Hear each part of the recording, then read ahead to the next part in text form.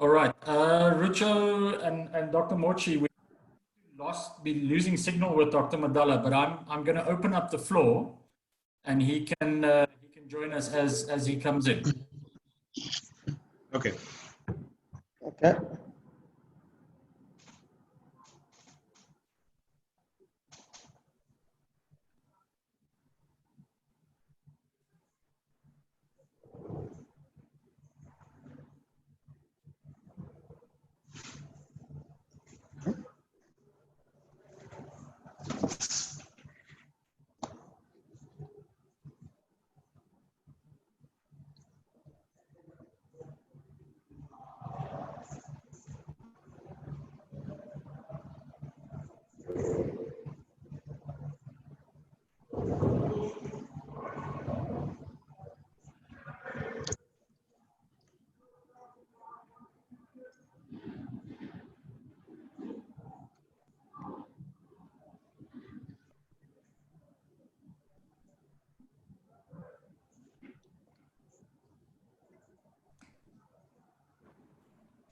Good afternoon to all of those people that have already joined us. We are going to give it another minute or so for people to log on. Please be patient. I see the room is busy, our webinar room is busy filling up. Welcome to everybody so far, but if you can bear with us for another minute or so, let's just give everybody a chance to join.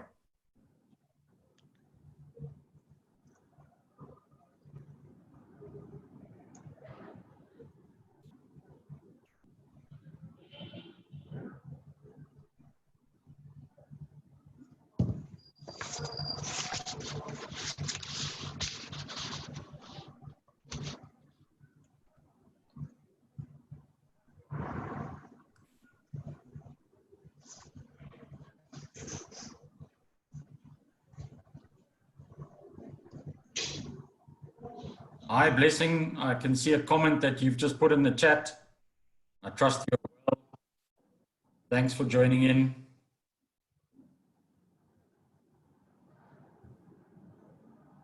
Dr. Vaitishwaran from Malawi, welcome. Thanks for the comment on the chat. It gives us a little bit of feedback while we're just waiting to fill up the room.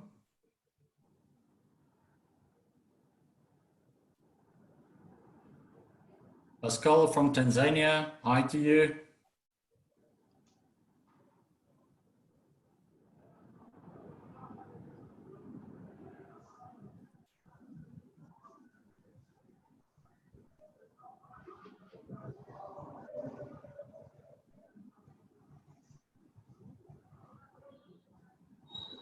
Hi from sunny Cairo.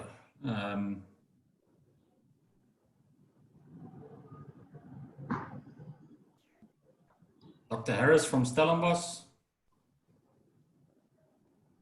Nice to see all of you joining in. So we're just about ready to go. I see the room is still filling up.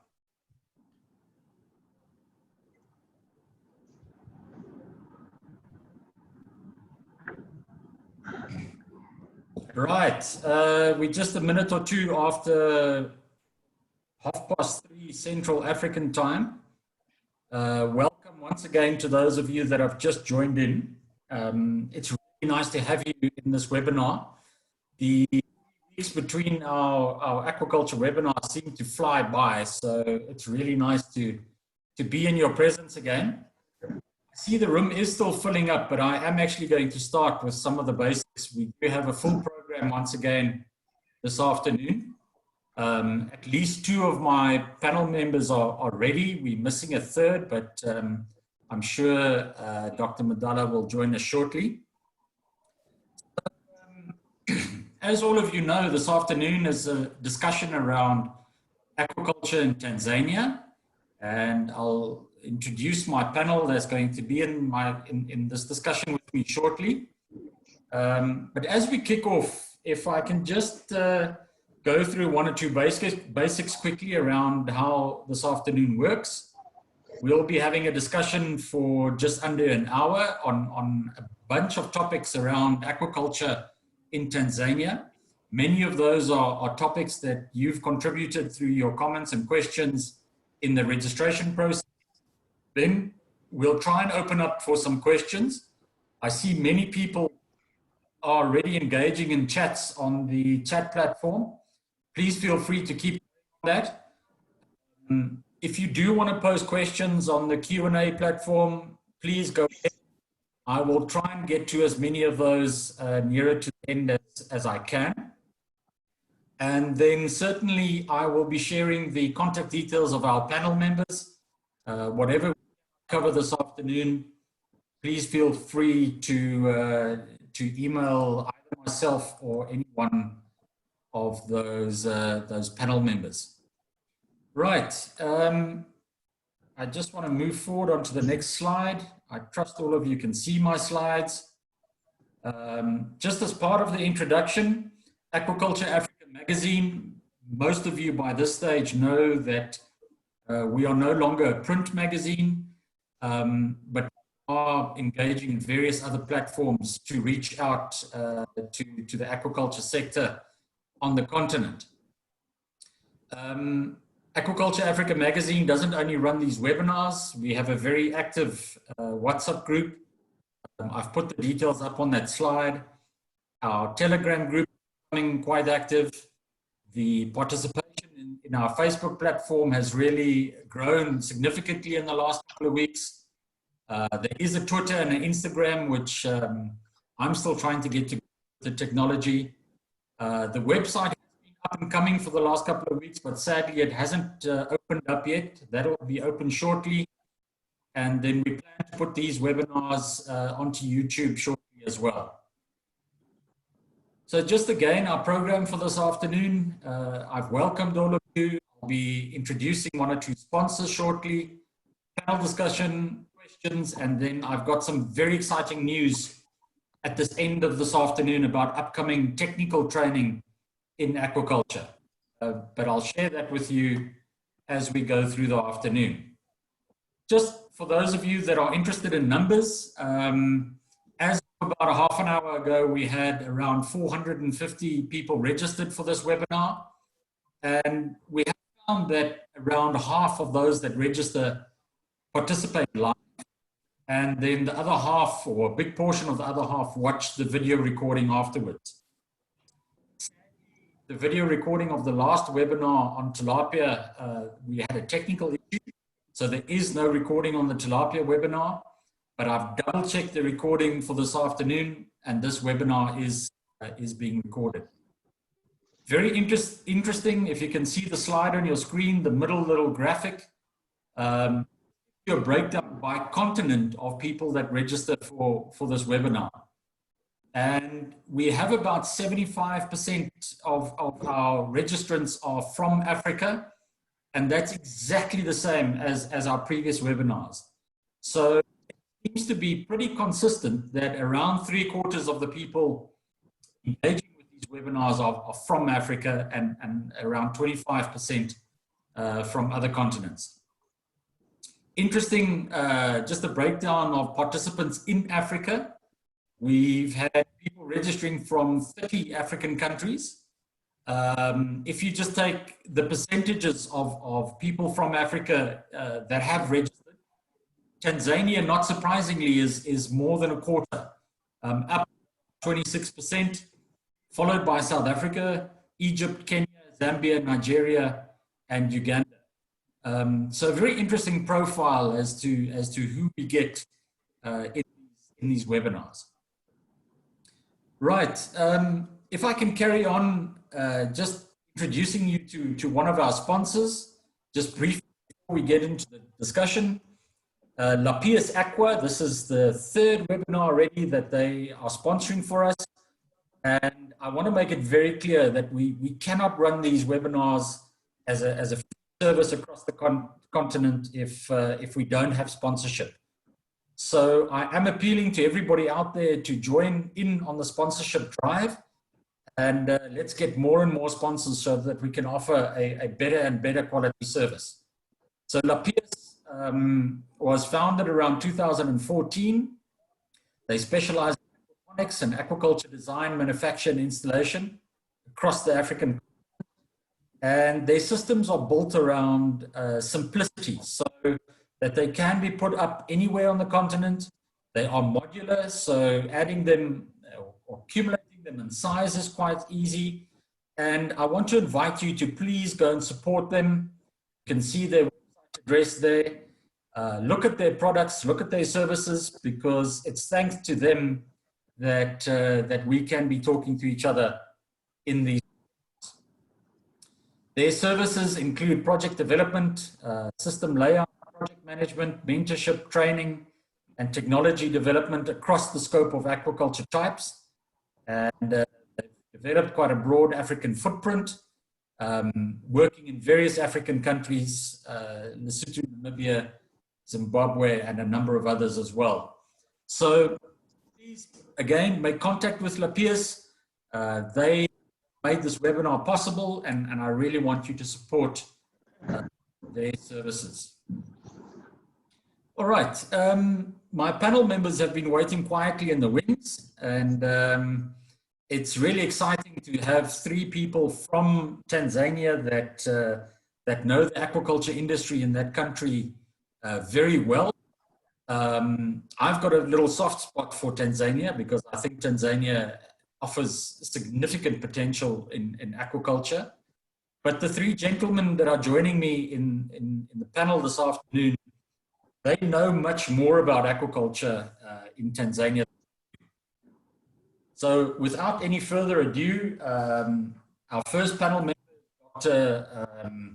Mmochi. Dr. Mmochi is a senior lecturer and head of marine technology and innovation, Institute of Marine Sciences at the University of Dar es Salaam.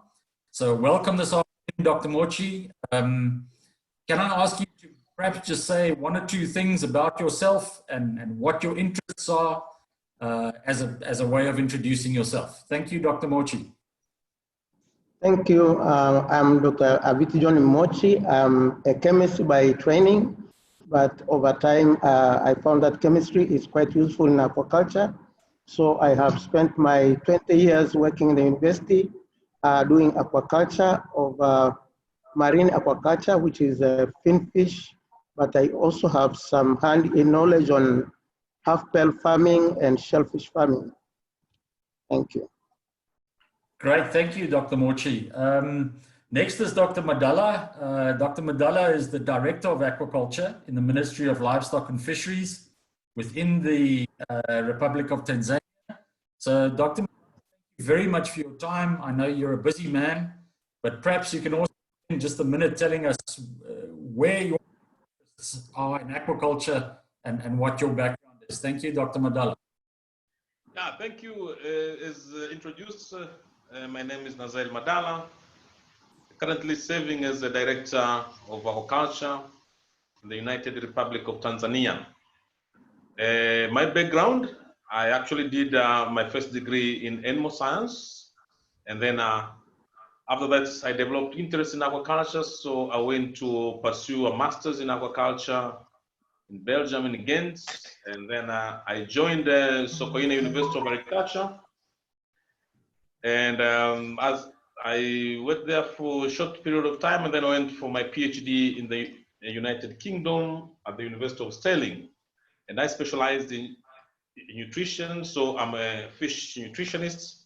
However, I've also had quite a big interest in production systems and also in developmental issues. And at the moment, it's quite exciting to oversee aquaculture developments in Tanzania, and we're all excited by the prospects. The government is really into developing the industry. So we are very excited. It's only yesterday we were on the shores of Lake Victoria, handing over a site to start constructing a new aquaculture development center, which is supposed to serve all the regions around the Lake Victoria, particularly the cage fish farmers. So we are excited, and there are good things soon happening in the country, and we hope that aquaculture will grow very, very fast. Thank you. Thank you, Dr. Madala, for that comprehensive introduction. The last panel member is Mr. Richo Geoffrey Richo. I met him a few years ago in Tanzania for the first time, and certainly a man that drives aquaculture as hard as he can. He's connected to the Open University of Tanzania. Richo, your background and where do you come from, and your interest in aquaculture, if you can summarize that for us briefly. Thank you. Thank you so much, Etienne, for giving us this panel. I believe loud and clear. As introduced, my name is Geoffrey Rucho. I'm the Executive Secretary for the Aquaculture Association. But for years, I've been working with the Open University for part-time, and I've also been fully involved in aquaculture, which means I'm also practically doing cage fish farming in Lake Victoria. As you said, I'm also the leader of Aquaculture Association of Tanzania, which in hands also I oversee. I run also we are looking at the formation of the East Africa Aquaculture Association with the support of European Union True Fisher Project, which cut across 3 countries. But going to the point is, I'm based and born in Tanzania. I was born in the shores of Lake Victoria. Actually, I grew up as a fisherman. But as time goes by, and with the desire to save or change the decline of capture fishery and our community, we decided to fully support the community by introducing sea cucumber. But also we supported our community with the introduction of tilapia cage fish farming, which together with the government, we have managed at least change a lot of things that were hindering the sector. But as said, thank you so much for having me in this discussion panel. Thank you, Richard, for your introduction. Right, we're getting into the good part, which is the discussion on specific topics of aquaculture in Tanzania. Welcome to those that have joined us in the last minute or two while we were doing the formalities. Simon from Northern Ireland, welcome Simon. I see there's many other people, Egypt, Tunisia, John from Zimbabwe, welcome to you. A couple of participants from Rome, from the FAO, thank you for joining in the discussion. And the list goes on and on and on. I see there's a lot of participants from Tanzania itself, but I certainly cannot run through the whole list. Namibia, my neighboring country, welcome to you as well. Right, without any further delay, if I flick to the next slide,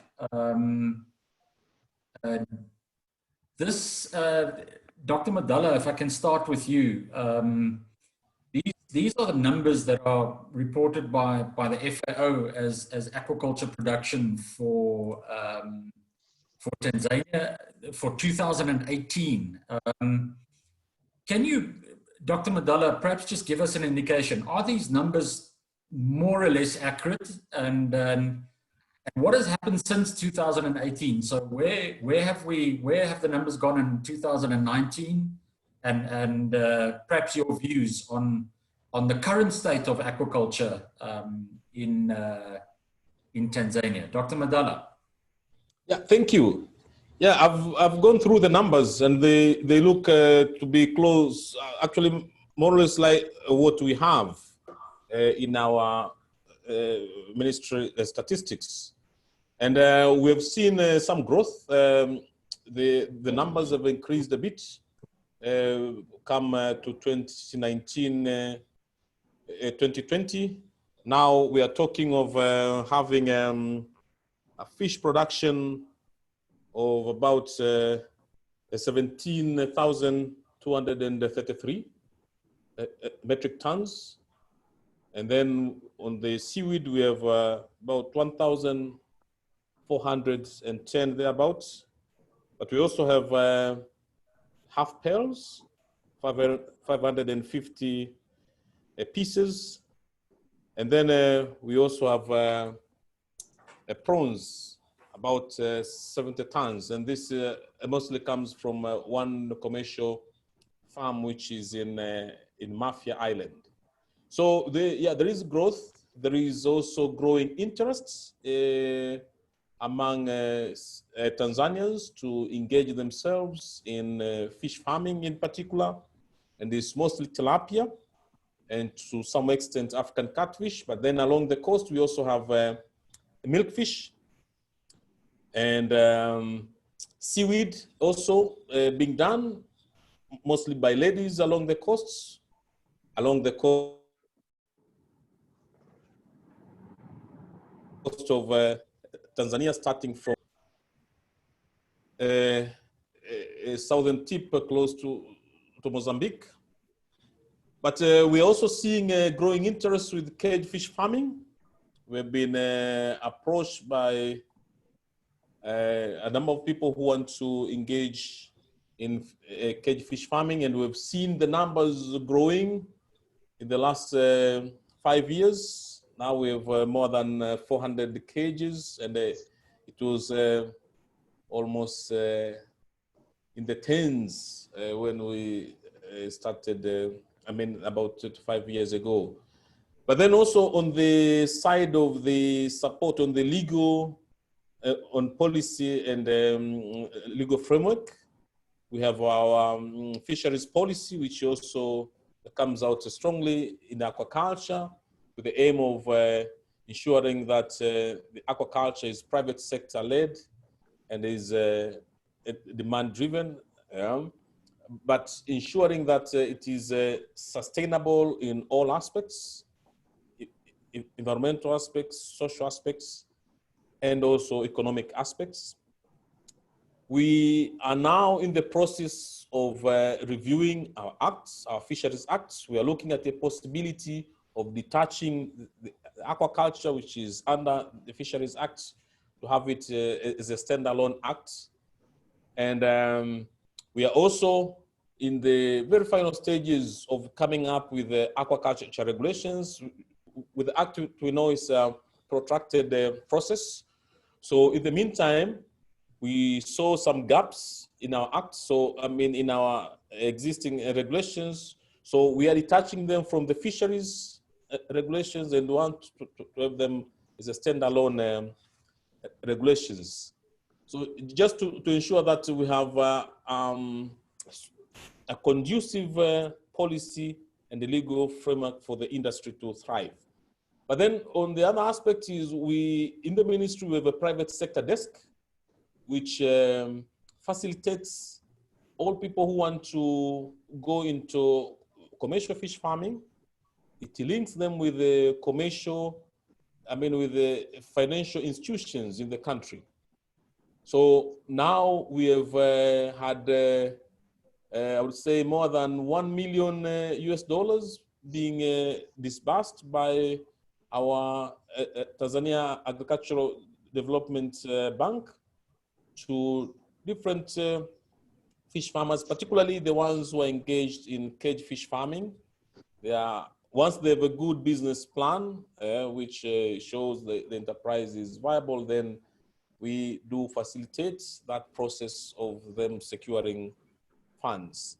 But then also the government has been keen in ensuring that we have these what we call aquaculture development centers, and these are supposed to be a catalyst to stimulate aquaculture growth, in the sense that these are centers where people are trained on best management practices for aquaculture, but then there is an element of fingerlings production, particularly to reach out to those smallholders who find it difficult at times to afford or to access fingerlings in hatcheries which are far removed from them. So these ones, we are now in a very big drive to rehabilitate them and equip them so that they can be able to deliver to the extension services, so the training, and then also the fingerling. And our dream is that in the next perhaps 3 to 4 years, we want to establish our own breeding program so that These centers now, instead of selling fingerlings, they'll be producing quality broodstock to be distributed into private sector hatcheries. So for the private sector hatcheries to do the multiplication and sell it to the fish farmers. And we think that's the best way of ensuring sustainability. We want to grow with the private sector. So private sector is very close to our hearts, that we know that the viability and sustainability of aquaculture in Tanzania hinges on how well private sector and government work together, ensuring that as much as possible, the government takes the the backstage, just the bits which are difficult for the private sector, but then we leave the private sector to do all the aspects. For instance, we are now in the process of making sure that we train or we recruit private aquaculture services providers in extension, so that these are people who are supposed to have good knowledge of aquaculture, best management practice, but then also they can even help in designing fish farms, in constructing fish cages, in installing hatcheries and so forth. Yeah, we see it as a business opportunity among our youth who have graduated from our vocational institutions and our universities with aquaculture qualifications to go into the industry and drive it. Great, So thank you. Yeah. Thank you, Dr. Madala. You've sold Tanzania with the 5 minutes I gave you, so we're going to keep you quiet for the rest of the afternoon. No, thank you. That gives us a very good idea. Maybe, Dr. Mmochi, your views. Tanzania is very privileged in that it's got a long coastline, it's got access to the 3 biggest lakes in Africa, and it's got a tropical climate, and it's got people that need to eat fish. Just in your views shortly, Dr. Mmochi, what do you think are the biggest challenges? Why aren't we seeing aquaculture growing faster than it is growing at the moment against the background of the resources in Tanzania? Yes, thank you. If you can allow me a few minutes, there's something I wanted to add on the director's analysis. We have 2 states in Tanzania, and the statistics that you got are probably mostly from Tanzania mainland, because these are not, it's not a union matter.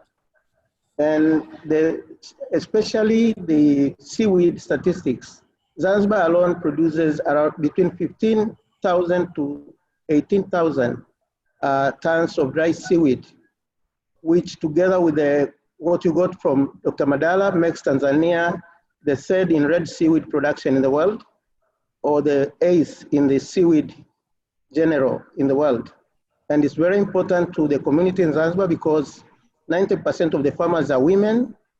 The total number of farmers is around 25,000, and it is the 2nd crop and the 3rd economic activity that is earning Zanzibar foreign exchange at 3 to 3.5 million US dollars per year. So in this case, it's very important. But also Zanzibar is more interested in the ocean, and it's amazing the number of species that they have been experimenting on, which range from sea cucumber, milkfish, rabbitfish, shellfish actually, including clams, and also cocos, but also they have worked on sponges, crabs, half-bells, and also red snapper. So there's a lot of activities going on here. And the seaweed is also being done by adding value to produce food articles, but also cosmetics. And some of them are in the market. Of course, they need a lot of scaling up, but I think that's a good economic activity coming out. But you asked me about the challenges. Yes, Dr. Mmochi, it's interesting. I see, having a look here while you were speaking, the FAO statistics report on Zanzibar separately. And that's why the seaweed reflex is quite low for Tanzania. But Yes. certainly, I think we need to have a future discussion on just on seaweed. Said that, yes, just shortly your views on where are the main challenges for enhanced growth of aquaculture in Tanzania. Yes, I think there is a different outlooks between freshwater aquaculture and marine aquaculture. And this is based on the sense that the coast has a lot of resources. So people can go into the ocean and come out with something. So it's less interesting to the coastal people to engage in marine aquaculture than the mainland people engaging in freshwater aquaculture. And this way you find tilapia, even dried tilapia, being sold all the way to Zanzibar, but you don't see dried milkfish or whatever being sold to the mainland. Although now, of course, we are getting anchovies going all the way to DRC, Congo, and Zambia.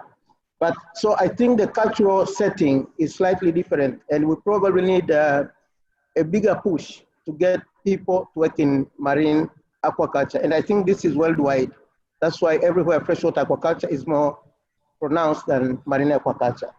But I think another challenge is most of the aquaculture up until now is done by programs, either by universities or by ministries, but in some discontinuous programs. So they work for some time, and then when they stop, either it's premature or it doesn't take long enough, so there's no continuity. The other thing is we need, there was a general lack of extension effort. There was a time when the middle level technologies like diplomas and certificates were not that many. This has been rectified, and I think we are going to see a change on that from now on. We also lack a technological park. We do not have a technological park, a place where people can go and copy a technology that they will implement. I think there is some idea, maybe Dr. Madala will talk about it. Such parks are being developed. And we need a cohesion, some kind of a tough group working together to make this thing happen. But as Madala said, we were producing 3,500 tons of fish in 2009. Now we are at 18,000. So there's a movement, but we need to push further. Those to me are the major challenges. Great, thank you, Dr. Mmochi. Rucho, I see you quietly sipping your tea in the corner, so I will get to you shortly. I know Dr. Madala is burning to say something on challenges. Dr. Madala, do you want to just add something on where the main challenges are? Yes, a little bit. I concur with the Dr. Mmochi. I think one of the key challenges we have is the extension services.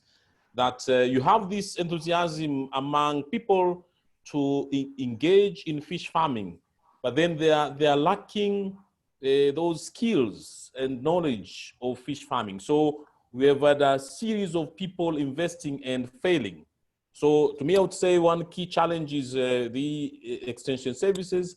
And as the government I mentioned earlier, our government now has been very keen to invest in aquaculture. Now we are improving, we are rehabilitating aquaculture development centers, but then we are also, to get much more closer to people, we are establishing aquaculture field schools. So this financial year, we are planning to establish 5 of those in different parts to get closer to people. But then the other challenge is with the seed, particularly proper seed. Yeah? I don't see much of a challenge now with the numbers, but it's more to do with the quality. And the challenge here we have sometimes is that Tanzania, we are blessed in the sense that we are hotspots for tilapia biodiversity. So you have several species of tilapia. And sometimes you may find people are farming that species which is early maturing and it grows slowly. So that is a challenge we have, and in our plans we have this, as I mentioned earlier, having these government stations to produce broodstock, which is of known origin and quality, and to be distributed to hatcheries. The challenge we have now is hatcheries have to fend for themselves these broodstock. And then the third challenge is feed, particularly for those people who are doing commercial cage fish farming. You know, for pond fish farming, you can get away with the farm-made feeds with the proper extension services. People can be taught how to compound their own feed at the farm, and then we can start moving. But then you have these commercial feed farms which are really compelled to use quality extruded feed in order not to pollute those water bodies with the cages. So that's a big challenge we have. And it's also a question of numbers. As we get to a critical mass, I believe the private sector will chip in. And we at the government, we are also trying to negotiate a loan. If we get, we'll partly invest that in a feed plant. Thank you. Great. Thank you, Dr. Madala. I want to direct conversation to Rucho before he falls asleep. He's very quiet in the corner.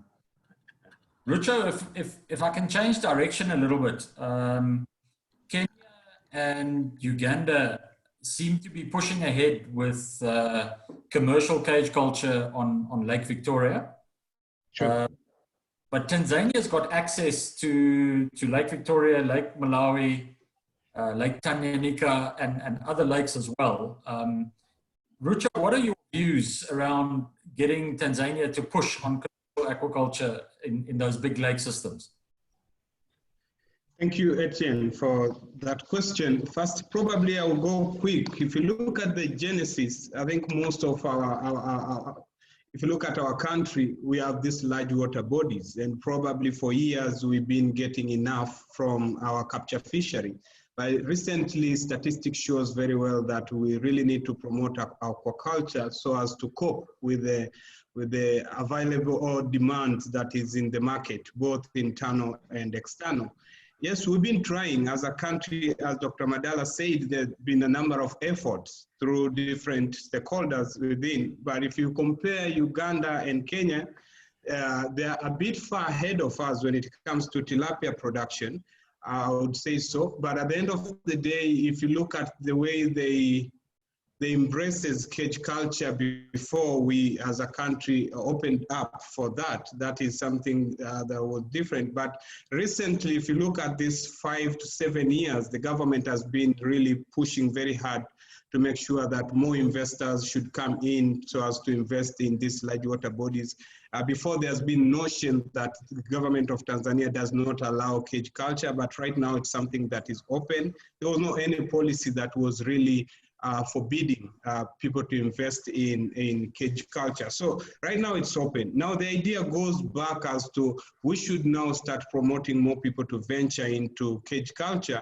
One, because it's a new system and most of our probably expert did not go through that kind of cage culture training and all that.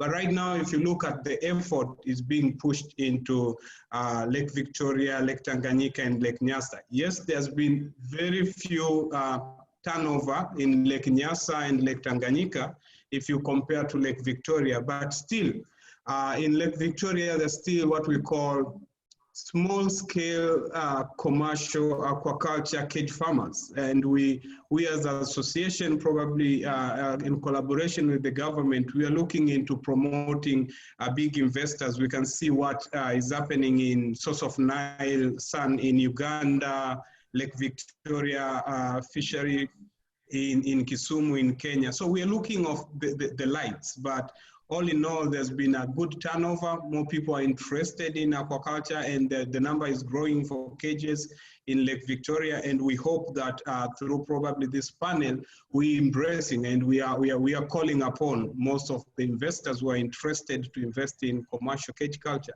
to join in now that the government has changed a lot of things, including the policy and regulations, as the way Dr. Madala has been highlighting on it. Right. Thank you. Great, thank you, Richo. Richo, I'm going to stay with you just very briefly, and this is a 1 second answer. People are always interested to get a farm gate price on fresh whole tilapia, the price that the farmer gets. more or less, what does that price look like at the moment in Tanzania? So what would a farmer typically get? Can I ask you to give that in US dollar terms so that we can just compare across the continent? Well, mostly it's kind of, if I'm not, it depends from, okay, from a region to a region. We'll talk more on what is being sold probably in most area like the coastal area, but basically it's around $2.5 to $3 per kg. Okay, great. That gives me a good indication, and I'm sure people in other countries can do a comparative to that dollar price. Dr. Mmochi, I've heard, and one of you, either Dr. Madala or Dr. Mmochi, one of you referred to many tilapia species in Tanzania, and we've heard that there's also work being done around the high salinity culture of tilapia. And I certainly saw that coming through on the questions, people wanting to know what is the current state of work around culturing tilapia in higher salinities? If you could very shortly summarize that for me, Dr. Mmochi. Thank you very much. The University of Dar es Salaam has a center in Pangani. Pangani is in Tanga region, north of Tanzania, bordering Kenya. And we have River Pangani, which has a number of Nile tilapia, and this is how it started. We found that some tilapia were found in salt pans in Rufiji at a salinity of almost 100 and surviving. So that gave us an idea. And we took some Rufiji tilapia and also some tilapias from Pangani and tested them by growing them at 4 to 5 salinities from 0 to 35. And we found them growing quite well. You get some mortality at 35, but it's within the accepted range for aquaculture, around 20%. And also, we found that the best growth rate was at salinity of 15, 20 to 25. I think because of the isotonic equilibrium issues that they don't need the energy to pump out water or salt or things like that. So the best growth rates were at that. We also managed to test, the growth rates were between 1 to 3, which is normal, but we tested one species from Rufiji, it's called Oreochromis eurolepis, and also it's in Wami. We found that they are super males. That is, when they met with a Nile tilapia, they produce hybrids that are all males. And because of that, they grow very fast. We had growth rates going to 5 and 6% per day, which is almost going towards the gift tilapia. And we are now trying to raise experimentally brood stocks of the Rufiji tilapia and the Nile tilapia so that after improving them, we pair them again and see what we get. Incidentally, we also managed to pull out most populations of tilapias in Tanzania, and we have mapped them so we have some genetic knowledge of what they contain, and that means we can go back and restock our stock after maybe they have aged a bit. So we have quite some knowledge, and we are hoping that in the next 2 to 3 years, we'll liaise with the ministry, of course, to see if we can have some places to put them in the sea, either in cages or in ponds. What we know is that the rivers are connected to the sea, has been connected all through, and they have not been, they are not invasive. And that we think is a good reason that we can put them there. Great, great. That sounds exciting. I look forward to hearing more about that in the future. Madala, I'm keeping you quiet in the corner for now. I'll get to you just now. But Richard, back to you. We're hearing rumors of successes around sea cucumber culture. Can you perhaps just summarize for us shortly the status of the farming of sea cucumbers in Tanzania? Well, thank you, Etienne. I believe the best person that could really explain much on that is Dr. Mmochi, because he has been involved from the design of the hatchery to the implementation at one point with the support FAO in Zanzibar. But going back probably quick on that question, yes, on our part, and as a leader of the aquaculture stakeholders platform, we believe that it is the only way that can really release pressure from the fishery community, more especially from the ocean. What do I mean by that? We believe that there's been a decline on capture fishery. We believe that fishermen could really, whatever they're getting from the capture fishery could be turned into food security.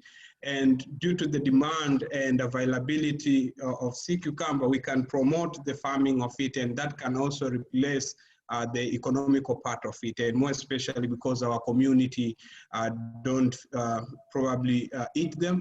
But at the end of the day, the demand in the international market is growing. But we have also, we've been at one time part of the leading in sea cucumber species. But if you look at right now, there's more of a decline on that. So we believe that through aquaculture, if we're farming them, one, we can promote reproduction of these species in big number, but at the second time, we can also be covering the economic part of it. And it is a species that is easily to be farmed if the technical know-how is really followed. And I was so surprised that it's one of the species that you don't have to feed them. If you look at tilapia, for example, most of us were producing tilapia, 60 to 65 to 70% of that cost goes into feed, including other related costs. But when it comes to sea cucumber, they feed on nutrients from the soil. So the major investment has to be probably the management and the security. But in detail, probably Dr. Mmochi is in the good place of explaining on that, because he's also part of our technical team that we rely on. Great, thank you, Richo. Dr. Mmochi, I'll get to you shortly on sea cucumber, but just time is never friendly. I am watching the clock. We've been going for about 45 minutes, so we've got another 15 to 20 minutes of discussion. And then we'd like to take some questions. While you listening to the panelists speaking, it's a very short poll that we've prepared for this webinar. And I'm launching that poll now, so you should be able to see it on your screen. The panel members don't have access to the poll. You guys are senior politicians, so you cannot vote. But the rest of the people attending, there's only 3 questions around your role in aquaculture, around what you would like to see covered in the webinars, and also around some language options.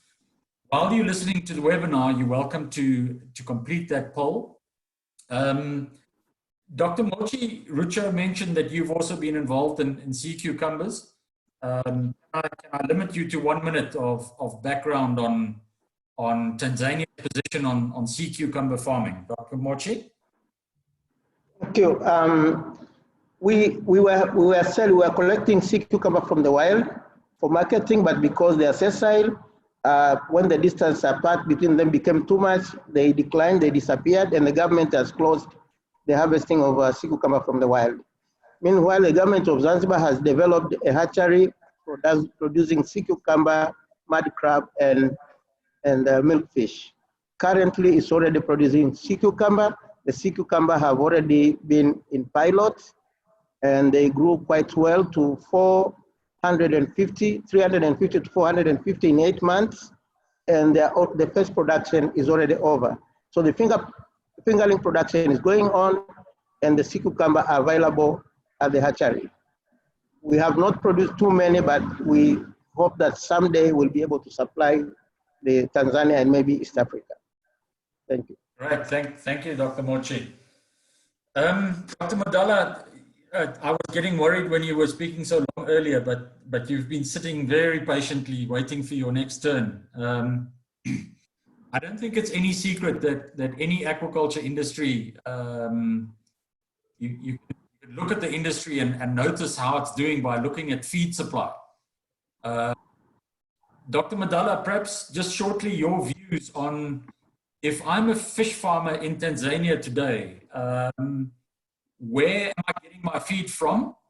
And is it locally or imported feed? And if it's imported feed, is it difficult to import feed into Tanzania? And do you perhaps know if it's subject to high tariffs? Dr. Madala, if I can let you speak on that. Thank you.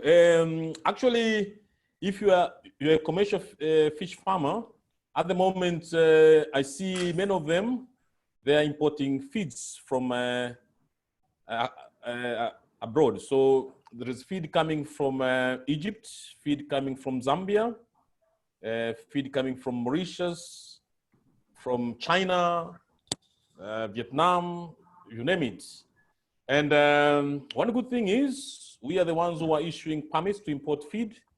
And as government, we do not charge anything. It is zero rated.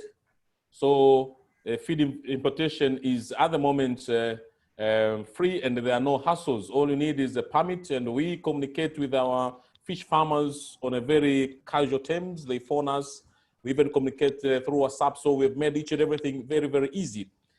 But for smallholders, most of them are doing their own feed. We have a challenge of feed. Prices are still fairly high. And it's to do with the industry. At the early stages, you have these challenges. And I'm excited to see that numbers keep on growing.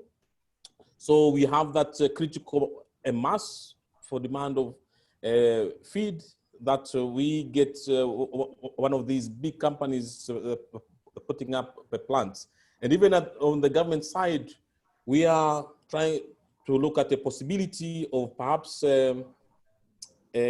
putting down some money to invest on a feed plant, and then we can run jointly with the private sector, at least to make it attractive for the private sector to invest in. So, but then if you're doing tilapia, there is also another thing which you find that since tilapia has this versatile feed habit, you find that numbers when it comes to commercial feeds may be low, but actual production to be high, because if these farmers are compounding down feed and they're also leveraging on the natural food productivity, they can still be able to sustain production growth, though not as fast as if it was this feed coming from a proper feed plant. But then I also want to touch a little bit on the cage. As you know, as you have correctly mentioned, that we have access to these major African lakes. One of the catch thing is that each lake has its own kind of dominant species of tilapia. And we are going slowly because we care about biodiversity. We do not want to introduce Nile tilapia in all the major lakes. So Nile tilapia is only confined to Lake Victoria. For Lake Tanganyika, our plan is to promote culture of Oreochromis tanganikae, and then for Lake Nyasa or others, or Lake Malawi, aim is to promote those Oreochromis karongae and Oreochromis sichiranus. To make sure that yes, we grow aquaculture, but also we preserve biodiversity. Excellent. Thank you for that input. It's exciting news to hear that there's no tariffs being charged on the import of feed, and certainly that's a step in the right direction, which I think many African countries need to follow. I keep my eyes on who's commenting on the chat page, and it's quite interesting to read all the comments, but also interesting to see who's participating. Dr. Mustafa from Morocco, welcome. Nice to have you in the discussion today. Alberto from Gaza, Dr. Salem from Egypt, Motseki, I saw your name there, so great to have you in the room.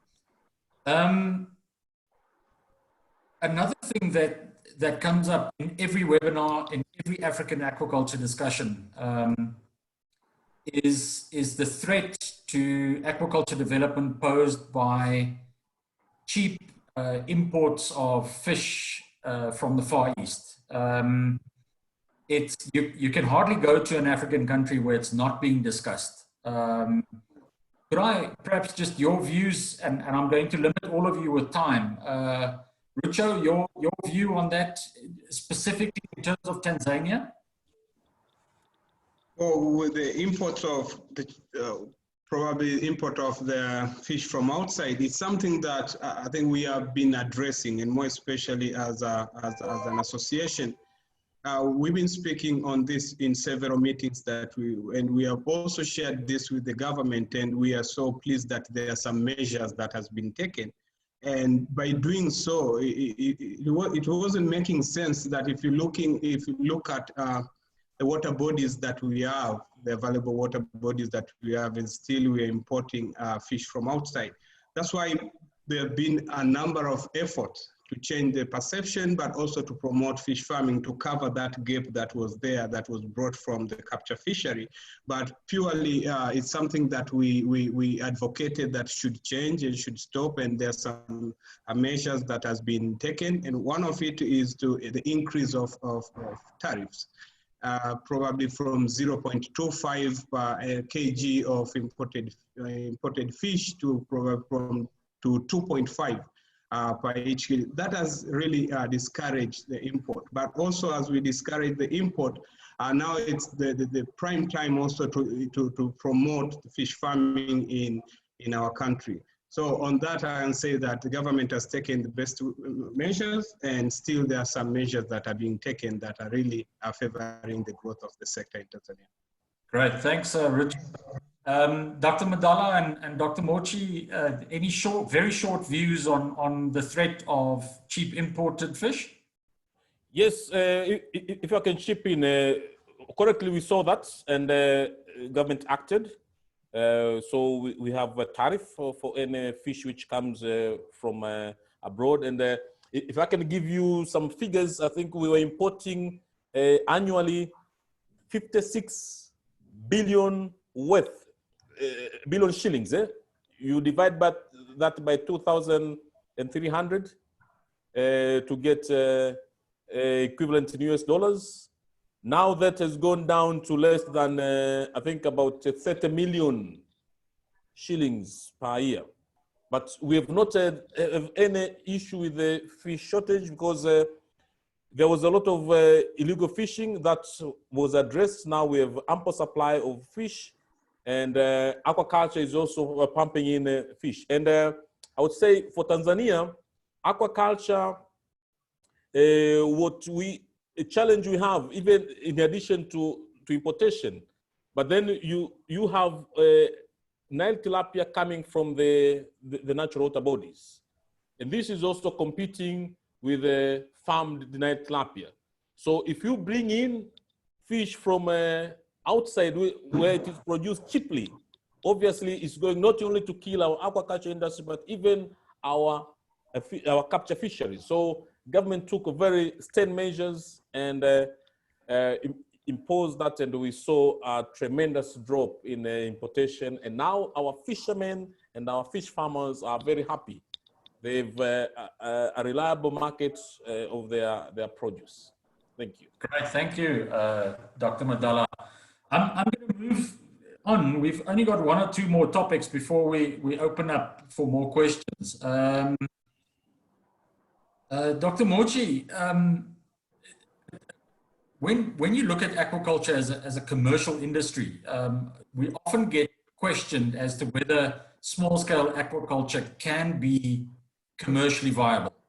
Perhaps, Dr. Mmochi, your views, can small-scale subsistence aquaculture contribute to development in Tanzania? I don't know if I can answer that yes or no, but subsistence farming, even on crops, on land crops, is common in Tanzania, and it serves economically too. What I can say is that we need a lot of technological inputs so that the stocking density can be improved. With what we are having currently, that's not possible. But if we can go 2 steps more, like being able to supply more water and better food, I think it's quite possible to make it commercial. Great, great. Thank you for that view on that. Richard? We have another. Sorry? Sorry. Yes, we have also another general problem of overstocking.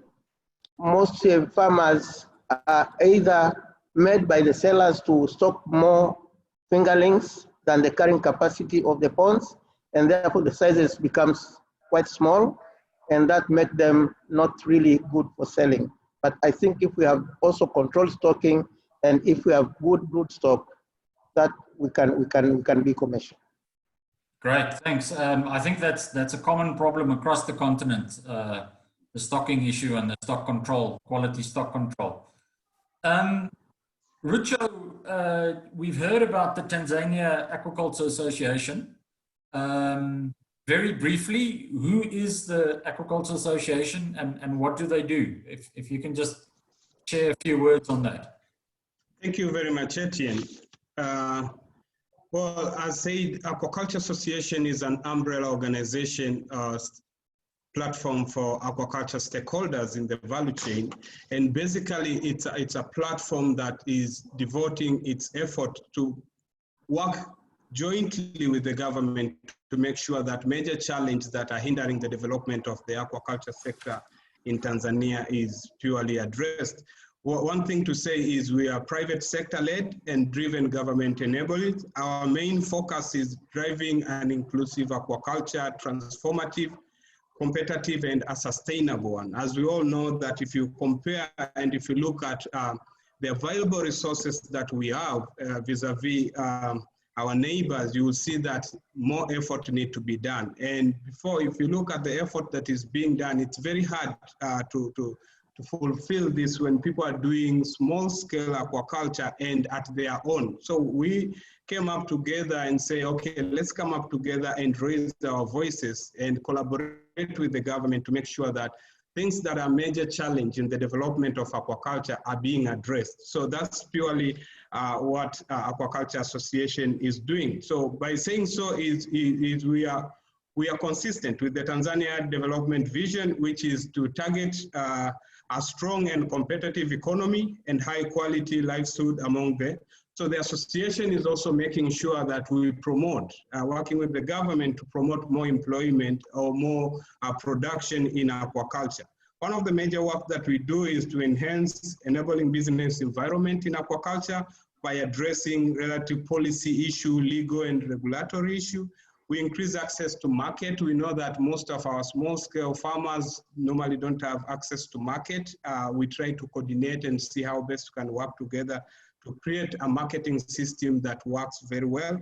But we also, we are competing to promote productivity and competitiveness of aquaculture sector by talking with the financial institution to see how best can they also join our effort in developing aquaculture. But at the same time, we're working closely with different institutional, namely the academic research institution, both NGOs, national and international.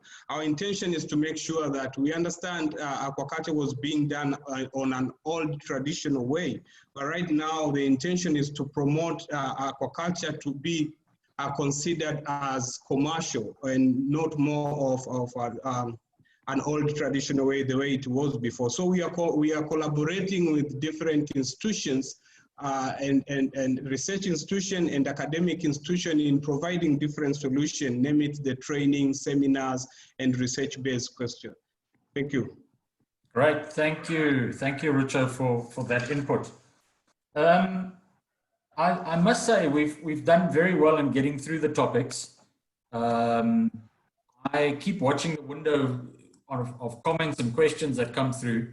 And the one person that's in attendance in the webinar today, which needs little introduction, is Sloan's Shimatiru, friend of mine and always got a valuable input. And he's asking a question around inputs that were made by goldfish. But rather than me trying to ask it, Sloan's, I'm going to try and open up your microphone and you can direct that question directly to the members. Sloan's, you can try and talk. I've opened your microphone.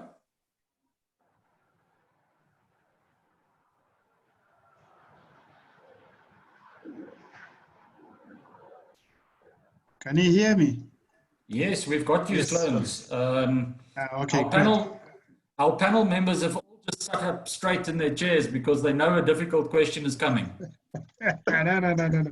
No, I would like to thank you all for really this fantastic opportunity for us to listen to aquaculture development in the United Republic of Tanzania. And I think our colleagues there in the driving seat, Nazario, Aviti, John, and Geoffrey, great stuff. Thanks so much to see you guys. I think it's really good to see how aquaculture has really moved forward in Tanzania, and I think this is a clear sign of a shared vision, I think, at the highest level in your country, and I think the technical inputs that have come from all partners, I think these are really commendable. My question was, Nazario, you remember that a couple of years ago, World Fish, we had put together a plan where we did the foresighting to look at the alignment of the fisheries aquaculture strategy and the national 5-year development plan 2016-17, 2020-21. And we clearly identified areas that needed to be synchronized between fisheries aquaculture and the national economic development plan. A number of issues, I think, particularly on aquaculture, I think we needed to really do a lot in order to achieve the numbers of production. Some of the key constraints were in aquaculture were feeds and fingerlings. I just wanted to understand how far you have gone in delivering on that plan, because I think whatever lessons you have would be really valuable for other countries in the SADC region. Thank you. Yeah, thank you, Brother Sloans. Yes, one of the key things we are trying to do now, actually today in the morning, I was seated at the Prime Minister's office and we're negotiating a concession loan from IFAD. And a good proportion of that loan is going to be invested in aquaculture, into rehabilitation of the aquaculture development centers to make sure that we have diffusion points for extension, so the best management practices, but then also to boost fingerlings production in the short term. But in the long term, we think that fingerling production will be taken over by the private sector, and then we will remain with the function of breed improvement and producing quality broodstock, which will be sold or distributed to private hatcheries for multiplication, and then they go to fish farmers. And then on the feed, we believe that we can start with the promotion of on-farm feeds for smallholders, but then we've also put up a provision of having a commercial feed plant where government can invest in infrastructure, and then we seek a partner to jointly run that on a purely commercial basis. So we are trying to address that. And you remember the Zanzibar Declaration? We are also trying to, at the moment, we've lined up Kingorilla for a major infrastructural upgrading so that we can be able to realize the genetic improvement which we dreamt of in Zanzibar a few years ago. So we are trying, and now we are supposed to provide input again into our national 5-year development plan. So we'll pick up those issues which we could not accomplish in the past 5 years, have them in the next 5 years, and also put more. One good thing which I'm happy now, government is very much willing to invest. As I said, only yesterday we were handing over a site to a contractor to start construction of an aquaculture development center with 1.5 million about. US dollars, and it's all Tanzanian government money. So we believe once we complete that, we'll go into establish one in Lake Tanganyika, Lake Nyasa, Lake Malawi, and then also along the Indian coast, Indian Ocean coast. Right. Thanks, Dr. Madala. Dr. Madala, I'm going to stay with you just for 1 second as we start filtering through the questions. The challenges in Tanzania, I see there's a question by Professor Tom Haff, that the challenges are being dealt with through the view of small-scale aquaculture. And if Tanzania wants to position itself as a world leader, it's possibly going to have to invite or get large commercial investment in from abroad. So in your view, Dr. Madala, is Tanzania ready for a big international investor, maybe particularly in marine aquaculture? Is that something that Tanzania has thought about and can itself with knowledge of how to deal with a big investor coming into marine aquaculture? Yes, we are. Yes, we are. Actually, they're already investors. So I mentioned the shrimp farm in Mafia, Alpha Class. That's huge. And then about a month ago, we issued a permit to establish a commercial fish farm, which is again huge along the Indian, close to the Indian Ocean. They'll be having part tilapia, but then also parts mud crab farming. So Tanzania is open, and the Tanzania is ripe for investment. And we at the government, as a Department of Aquaculture, we're actually here to assist any private sector who want to come and invest. And we really fast track, like the other investor who came, got his permit in a day. So he came in the morning, and by noon he drove away with the permit to allow to do fish farming. We have the requirements. So for a foreign investor has to come through our Tanzania Investment Center, and you must have environmental impact assessment. You must have a proof of ownership of land, and would also like to see a layout of your planned farm relative to the terrain. If you have all those 4 items, you can even go away with your permit on the same day if everything is in place. So we are open for business, and we do it, in how can I say it, in a way that there is no any impediment to anyone who meets a criteria for investment. Excellent. Thanks for that, Dr. Madala. We've got about just under 20 minutes left for questions. I think I'm sitting on 60 questions on the Q&A and just as many on the chat forum. So there's no ways we can deal with everything. I see a hand up from, is it Amir Francis? I see a hand up, and I'm going to try and open your mic. Maybe you can ask your question directly. So let's see if we can get you, online. Amir, you there, Francis? You should be able to open your microphone.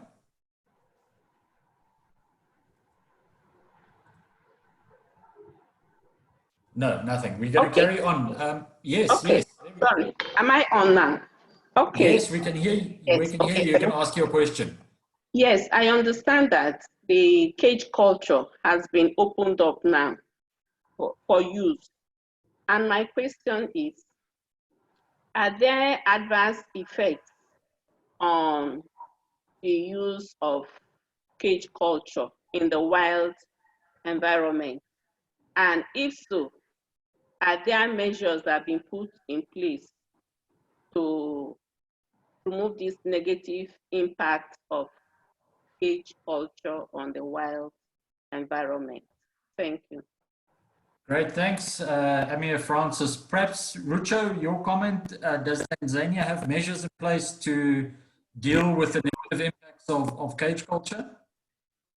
Yes, basically, I think there's been, and that's why we took so long to give it a release as to everyone to do it, and that's why the government has been a little bit strict on that.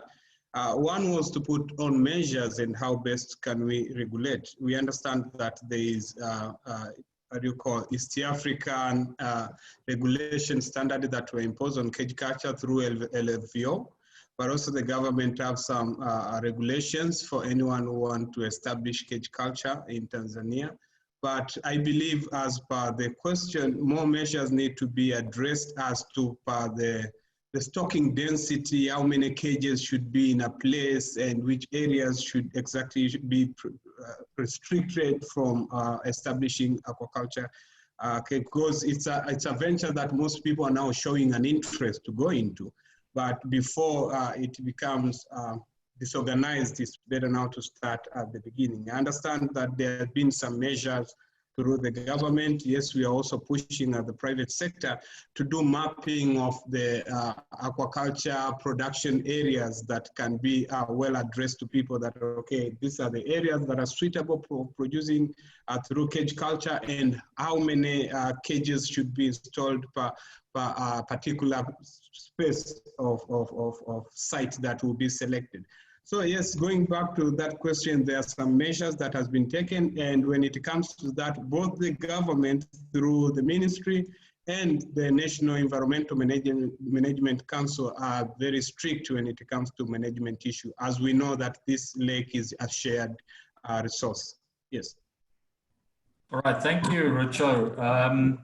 I see we've got a very high percentage of people that have added their answers to the poll. I think it's about 90%. If anybody wants to still add an answer to those polling questions, I want to close the poll in the next few minutes and then share the result. Dr. Mmochi, I see Maureen, I think it is, just asking whether there's any work around the farming of red snapper in Tanzania, Dr. Mmochi? Yes, in Zanzibar, we have, they tend to mix milkfish, red snappers, and from the wild, but they are interested in improving that. Maybe we have a hatchery that can hatch milkfish, which are very big, and it's therefore possible to breed any other type of fish. All right, thank you, Dr. Mmochi. Also, we haven't said anything this afternoon about catfish. We've been speaking a lot about sea cucumbers and tilapia and all the other candidates, but maybe I can direct this to you, Dr. Madala. Is there a future for catfish farming in Tanzania? Yes, there is a future. Of course, if you look at the consumer preference, if I may use a marketing term, is more inclined to use of, to consumption of tilapia. But there is a market for catfish in two aspects. One, around Lake Victoria, they use catfish fingerlings for bait. So there are some fish farmers who I know they specialize in producing fingerlings to be used as bait. But some people do consume catfish. And I think one thing which we need to promote and encourage is some element of processing, particularly with the smoking, be it hot smoking or cold smoking, to have catfish being made even into fillet, which are smoked and then sold. And I believe that catfish, since it grows fast, that can be quite a good opportunity. And also the fact that it withstands or it tolerates overcrowding better than a tilapia for urban fish farming. That's a good species, and we can see that from our friends, our brothers and sisters in Nigeria. Thank you, Dr. Madala. I think we'll invite our friends from Nigeria to come and farm some catfish in Tanzania. It's most All right. welcome. All right. I see there was a hand up from Livinus Renatus. Livinus, I'm going to try and open up your microphone and you can just ask your question directly. And if you do get through, just tell us which country you're from before you ask your question. Okay, am I being heard? Yes, I can hear you. Which country? Yes. Yeah, I'm called Livinus Renatus from Tanzania at the University of Dodoma. My question goes to Dr. Madara. While answering the question about fingering production and feeds, he said that the fingering production for the government of Tanzania is just a short-term plan. The long-term plan is to leave it for the private sectors, but he also said the government will take part in broodstock improvement. So what I want to know is, are there species that have been set aside by the government, species which are going to be improved, or is the government going to improve the imported species? That's my question. Thank you. Dr. Madala, do you want to answer on that? Yes, the species which we have targeted to start working on improvement is Nile tilapia. So that's what we are looking forward. And in Tanzania, we have a vast genetic materials when it comes to Nile tilapia. So we start with that, and then of course it will not be limited to that, but at least we have a starting point, and as we move on, other species will come in as per demand. Right. Thank you, Dr. Dala. I see there was a question, I think Blessing, which is the secretary for the African chapter of the World Aquaculture Society, very early on said, is there any work around the development of aqua parks in Tanzania? I see, Dr. Mmochi, you've been sitting quietly. Can I direct that one to you? Well, what is the question? The question is there any development or progress around aqua parks? And I'm assuming that's the collection of aquaculture in one facility or one area. Yeah, I can also help that. I'll hand over to you, Dr. Madala.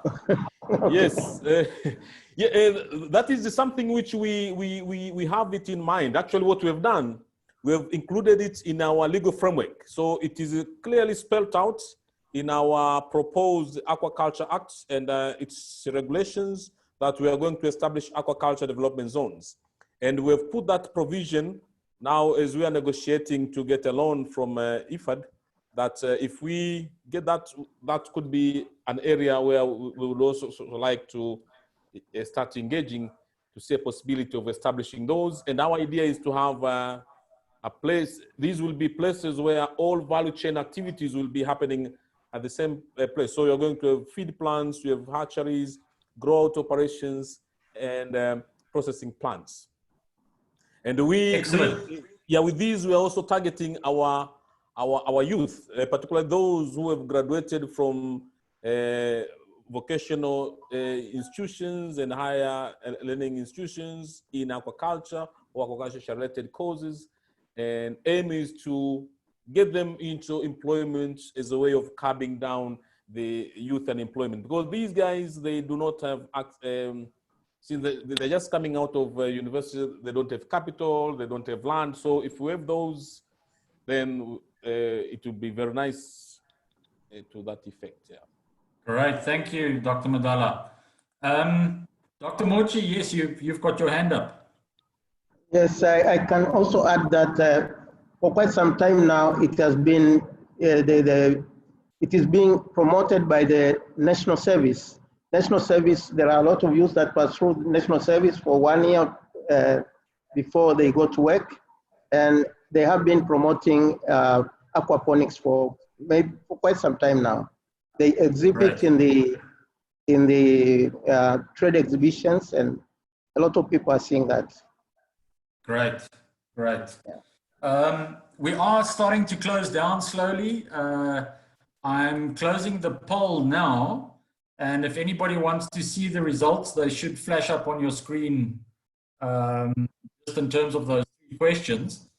I see there's a very strong 46% response around attendance from academics, research and training institutions, opposed to only 11% of the audience being farmers. That's something that I'll address in the next minute or so.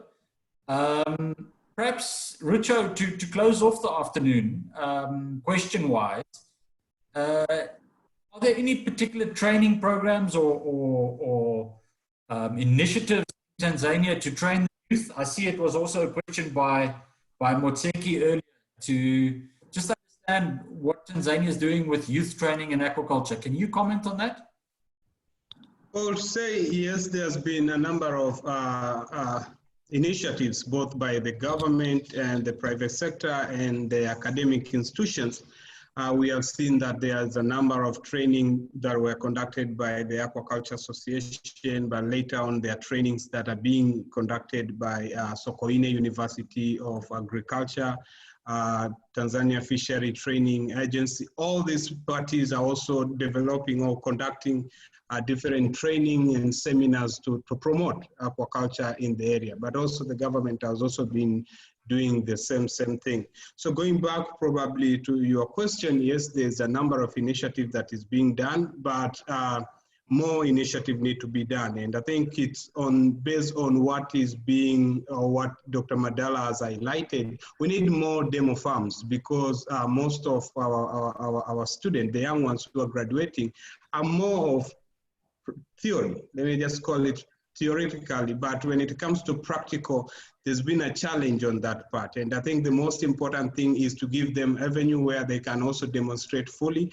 And from there, there must be initiatives that, okay, once they get this technical know-how, how are they being facilitated to establish their farms, but also being connected to financial institutions that can support them with their capital to develop. So we have some ongoing initiatives by the association, by the government, by different institutions, but I believe by uniting our efforts together and by developing the sector as a team, we are going to reach where we believe we are targeting as a country. Thank you. Great, thank you, Rucho. I'm going to start closing proceedings off. My sincere apologies that we don't get to all of the questions. But we just don't have enough time. So I'd like to close off in the next few minutes. Before we close and greet our panelists, I'm going to ask each panel member shortly to give me a 1-minute overview of where aquaculture is heading in Tanzania. So to my 3 panel members, you can start thinking about that while I close the other matters off. Shared on your screen at the moment are the email addresses of the panel members. My email address is at the bottom, and I speak on all of their behalf to say that I'm sure they'll take further questions via email if we didn't get to everything this afternoon. Then I'd also like to just mention that our next webinar is scheduled for the 30th of July. I'm really excited to be announcing that that webinar is going to be dealing with the basics around water quality and aquaculture.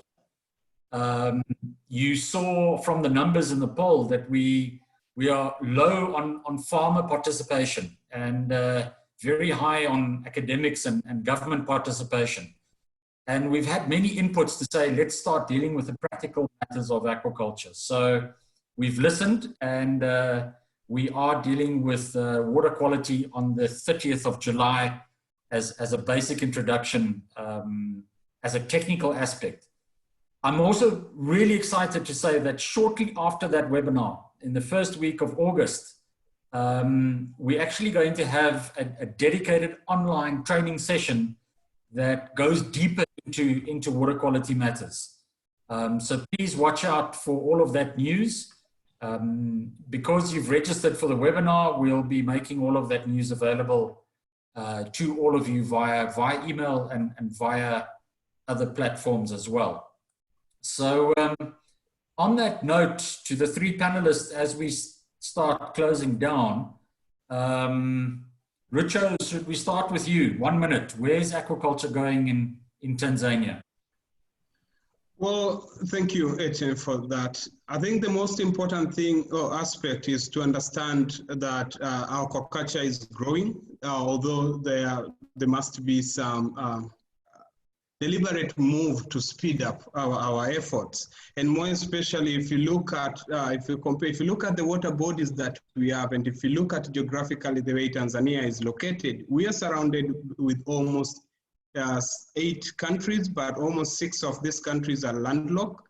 And most of these countries were depending much on fish from the Lake Victoria, Lake Tanganyika side to feed their countries. And looking at the decline on capture fishery, aquaculture need to come up and to cover that gap because of the statistic, the way statistic shows in the world. So one of the major aspect is, yes, there have been more effort, both by the private and the government, to change different things that are affecting the sector. But yes, on the private sector side, we need also to promote more investors to come in.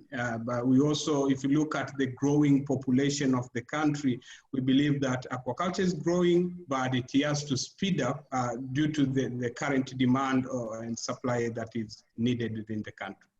Thank you. Thank you, Rucho. Your 1 minute, Dr. Mmochi, on where aquaculture is going in Tanzania?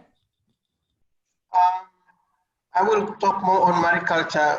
The freshwater aquaculture is going on very well, as I said, from 3,000 tons to 18,000 tons in less than 10 years. That's quite a movement. So I will talk more on mariculture, which seems to be less.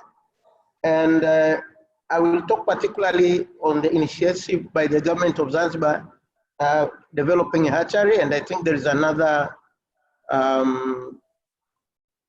development in Kunduchi that Dr. Madala knows about, which are going to deal particularly with the mariculture. And this is the hatchery and the center for it's like a technology park.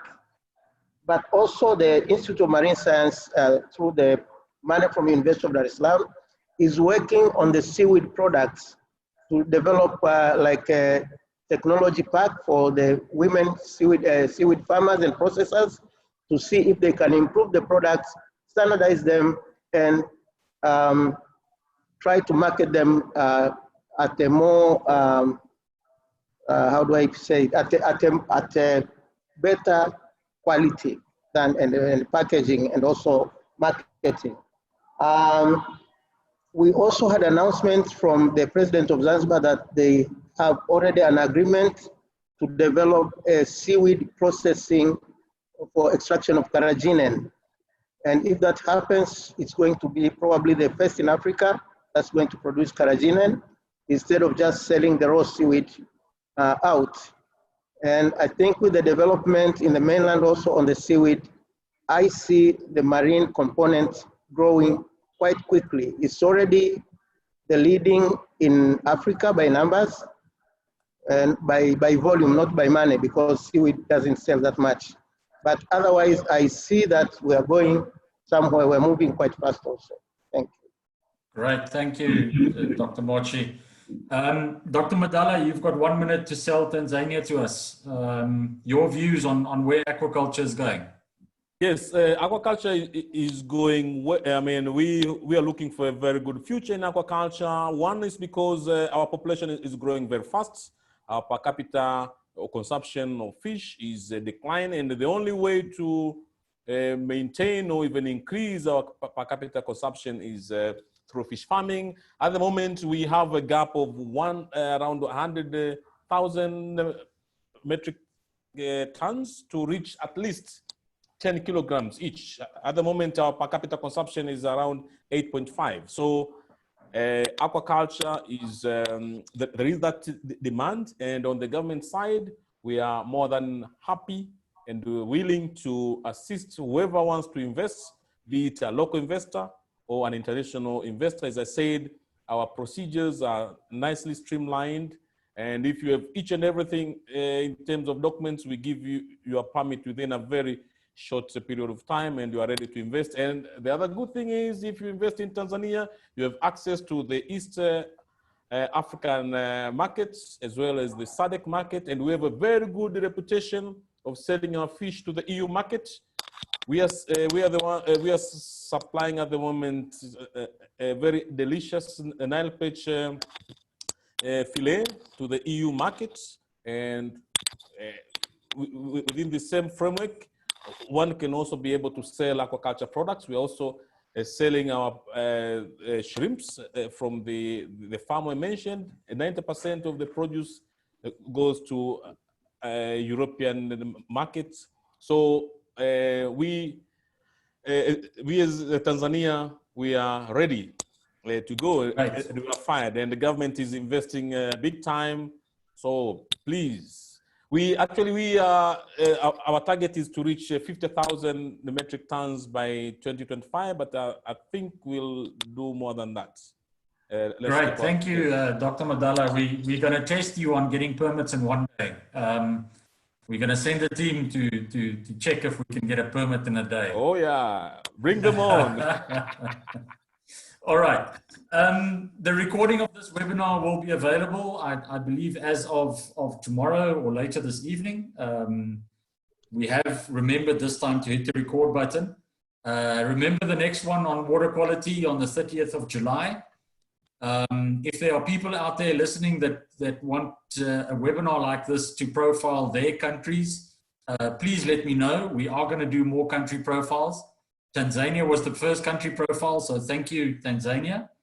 And also, if there's other subjects that you can put into webinars, I am looking for one or two more specialists on water quality for our upcoming one that's happening next.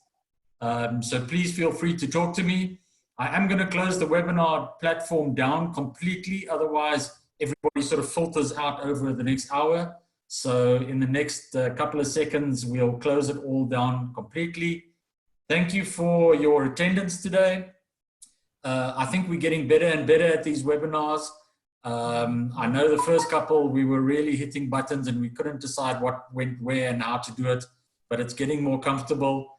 Panelists, Rucho, Dr. Mmochi, Dr. Madala, thank you very much for your inputs. It's very valuable, and I trust that it will contribute to the growth of aquaculture in Tanzania.